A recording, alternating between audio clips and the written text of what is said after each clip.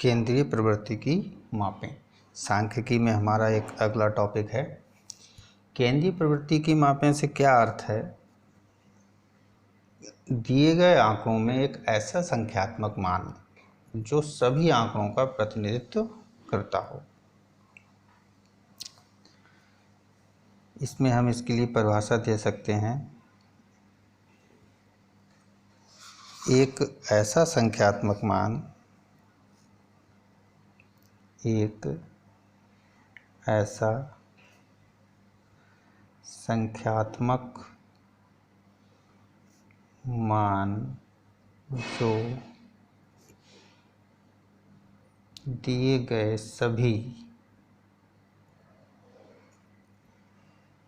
आंकड़ों का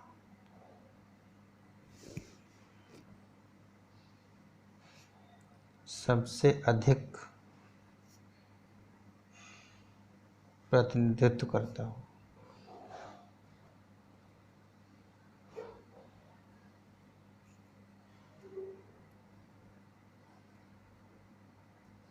ठीक, यानी एक ऐसा संख्यात्मक मान जो सभी आंकड़ों का प्रतिनिधित्व करता हो। सभी का नहीं तो सबसे अधिक आंकड़ों का प्रतिनिधित्व करता हो। जैसे कि हमारे पास यहाँ पर आंकड़ों की केंद्रीय प्रवृत्ति के रूप में पहली चीज़ आती है समांतर माध्य। समांतर माध्य दिए गए आंकड़ों का जो समांतर माध्य है वो अधिकतम आंकड़ों का प्रतिनिधित्व करता है। दूसरा होता है माध्यिका। माध्यिका भी एक संख्यात्मक मान होता है जो अधिकतम आंकड़ों का प्रतिनिधित्व करता है। इसी तरीके से एक होता है बहुलक जो अधिकतम आंकड़ों का प्रतिनिधित्व करता है। तो अलग अलग आंकड़ों के लिए इनमें हमें ये चुनना पड़ता है कि किसके लिए समांतर माध्य अच्छा होगा, किसके लिए माध्यिका होगी, किसके लिए बहुलक होगा। लेकिन ये तीनों ही केंद्रीय प्रवृत्ति की मापें हैं और तीनों के माध्यम से हम अपने आंकड़ों का अधिकतम प्रतिनिधित्व दिखा सकते हैं। जैसे अगर हम एक उदाहरण लें कि एक फैक्ट्री है, उसमें मज़दूरों की औसत मासिक आय या मासिक आय का समांतर माध्य किसी फैक्ट्री में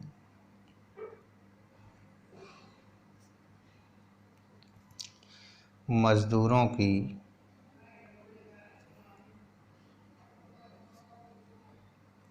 मासिक आय का समांतर माध्य मान लेते हैं 10,000 रुपये है। ठीक, कितने रुपए है? 10,000 रुपये। तो इसका क्या अर्थ हुआ? इसका अर्थ ये हुआ कि उसमें जो भी मज़दूर हैं, एक सीधा सीधा दिमाग इफ़ेक्ट करता है कि सभी की मजदूरी 10,000 है। क्या वास्तव में ऐसा होगा? नहीं। समांतर माध्य ये इंगित करता है कि जो भी मज़दूर हैं उन सभी की मजदूरी 10,000 रुपये के आसपास है। उन ज़्यादातर मज़दूरों की जो सैलरी है, मजदूरी है, वो 10,000 रुपये के आसपास है। यानी ये क्या दिखाता है कि किसी की मजदूरी 9,000 हो सकती है तो किसी की 11,000 हो सकती है, किसी की 12 हो सकती है, किसी की 8,000 हो सकती है, लेकिन 10,000 के आसपास होगी। ठीक है, इस तरीके से हमें केंद्रीय प्रवृत्ति की मापों से ये सूचना प्राप्त होती है। और मुख्य बात यही है कि ज़्यादातर सबसे अधिक प्रतिनिधित्व करता है। सबसे अधिक का मतलब है यदि हमारे पास 50 आंकड़े हैं तो ये समांतर माध्य या माध्यिका या बहुलक उसमें से 48, 49 या 50 आंकड़ों का भी प्रतिनिधित्व कर सकता है। लेकिन ऐसा नहीं भी हो सकता है कि वो 50 के 50 आंकड़ों का प्रतिनिधित्व करे, एक आध आंकड़ा बड़ा भी हो सकता है। जैसे अब यहाँ पर हमने 10,000 लिए तो हो सकता है किसी मज़दूर की मासिक आय 18,000 भी हो, जो कि 10,000 से लगभग दुगना के आसपास पहुंच जाती है। ठीक है, तो यही समझने की चीज़ें हैं कि सबसे अधिक आंकड़ों का प्रतिनिधित्व करता है। सभी आंकड़ों का भी हो सकता है, उनका नहीं भी हो सकता है। तो यहाँ पर मूल बात या मुख्य लाइन ये निकल के आती है कि समांतर माध्य एक ऐसा संख्यात्मक मान है जो दिए गए आंकड़ों में से अधिकतर का प्रतिनिधित्व करता है। आइए अब सीखते हैं कि दिए गए आंकड़ों से हम समांतर माध्य किस तरीके से ज्ञात करते हैं।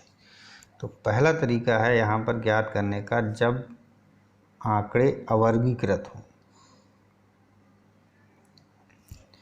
अवर्गीकृत का अर्थ यही है कि वो सारणीबद्ध ना हो।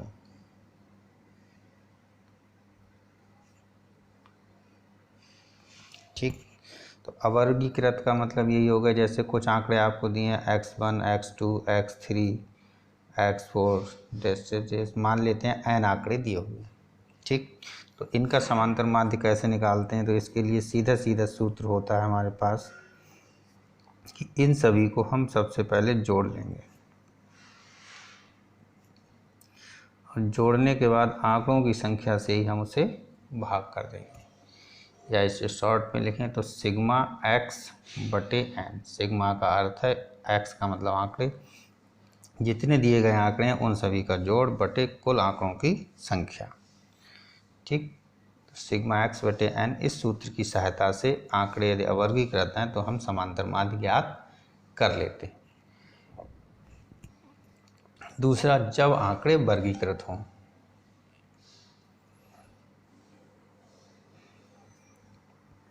जब आंकड़े वर्गीकृत हों। जब आंकड़े वर्गीकृत होंगे तो हम समांतर माध्य कैसे निकालेंगे? वर्गीकृत का मतलब है हमें कुछ इस तरीके से सारणीबद्ध रूप में आंकड़े दिए हों। जैसे फैक्ट्री की ही बात करें, मजदूरी और मजदूरों की संख्या। ठीक, तो मान लीजिए मजदूरी किसी व्यक्ति की यहाँ पर है 8,000, तो 8,000 वाले कितने मजदूर हैं? 5। 9,000 वाले कितने मजदूर हैं? 6। 10,000 वाले कितने हैं? 4। 11,000 वाले कितने हैं? 3। 12,000 वाले कितने हैं? 6।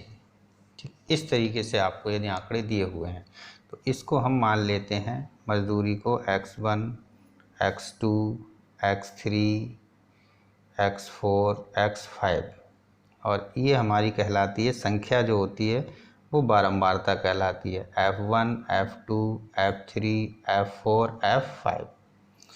तब जब हम समांतर माध्य निकालते हैं दिए गए आंकड़ों से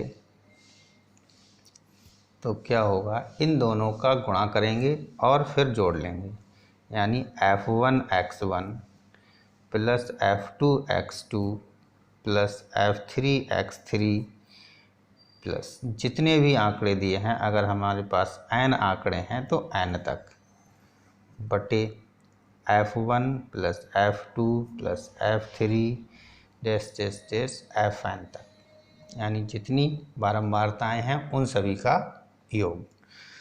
तो ये हमारा सूत्र लिख सकते हैं, सिग्मा f x बटे सिग्मा f।